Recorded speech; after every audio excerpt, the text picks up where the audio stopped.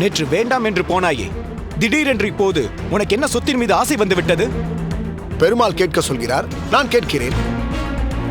ஆமாம், பெருமாள் நேரே உன்னிடம் வந்து சொத்தில் பங்கு கேள் என்று சொன்னாரா? பெருமாள் மனித ரூபத்தில் வந்துதான் பல விஷயங்களை சொல்வார். அப்படித்தான் ஒரு சிறுவன் மூலம் அவர் என்னிடம் சொன்னார். நீ கூறும் பொய்க்கு பெருமாளை துணை சேர்த்துக் கொள்கிறாயோ? அப்படியெல்லாம் பொய் சொல்லக்கூடியவன் இல்லை என் பிள்ளை. அவன் கேட்பதை போல் அவனுக்கும் ஒரு பங்கை பிரித்து கொடுத்து விடுங்களே. முடியாது, சொத்தை பிரித்து கொடுக்க முடியாது. என்ன, மீண்டும் ஏதாவது பிரச்சனையா? ஏதாவது பிரச்சனை இல்லை, அதே பிரச்சனை தான். சொத்தை மூன்றாக பிரிப்பதற்கு பட்டய ஓலையில் கையொப்பமிட மாட்டானாம். அவனுக்கும் சொத்தில் பங்கு வேண்டுமாம். பெருமாள் ஒரு சிறுவன் உருவத்தில் வந்து போய் உன் பங்கை கேள் என்றாராம். இவனும் உடனே என் பங்கை கொடு என்று கேட்டு இங்கு ஓடி வந்து விட்டான். என்னப்பா இது? வேண்டும் அப்பா, சொத்தில் எனக்கும் பங்கு வேண்டும். ஒரு வைணவ துறவி போல் தோற்றத்தை மாற்றிக் கொண்டிருக்கிறாய். ஆனாலும் இப்பொழுது சொத்தின் மீது உள்ள பற்றை விட்டொழிக்கவில்லை, அப்படித்தானே? எனக்கு உடைகள் மீதும் பொன் பொருளின் மீதும் சற்றும் பற்று இல்லை. நான் என் பரந்தாமனை மட்டுமே விடாமல் பற்றி இருக்கிறேன். என் பங்கை கொண்டு அந்த பரந்தாமனுக்கும் அவரின் அடியவர்களுக்கும் தொண்டு செய்ய விரும்புகிறேன். என் பங்கை இங்கே விட்டு சென்றால் அது பாவ காரியங்கள் செய்ய வழிவகுத்து விடுமோ என்று அஞ்சுகிறேன்.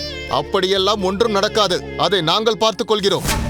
நீ கோயில் குளம் பெருமாள் என்று திரிந்து கொண்டிருந்தால் புண்ணிய காரியம், நாங்கள் வியாபாரத்தில் ஈடுபடுவதெல்லாம் பாவ காரியமா? நான் அப்படி கூறவில்லை. நம் பாட்டனாருக்கும் பாட்டனார் வாணிபம் செய்து ஈட்டியதை நம் தகப்பனார் கட்டி காத்து வைத்ததோடு அல்லாமல் அதை பெருக்கியும் வைத்திருக்கிறார். ஆனால் அந்த செல்வத்திலிருந்து சிறிதளவேனும் நாம் பகவானுக்கு செலவழித்திருக்கிறோமா என்பதை நிச்சயம் சொல்ல முடியாது. நாம் எவ்வளவுதான் மனதை தூய்மையாக வைத்திருந்தாலும் நம்மை எரியாமல் சிறு சிறு பாவங்களை நாம் செய்து கொண்டுதானே இருக்கிறோம். ஏழைகளுக்கோ அப்பாவி மக்களுக்கோ நம் செல்வத்தை சற்றேனும் செலவழித்தால்தான் நம் பாவச்சுமை குறையும். எங்களுக்கெல்லாம் சேர்த்துத்தான் நீ செலவழிக்கிறாயே, அது போதும், எங்கள் பாவச்சுமை குறையும்.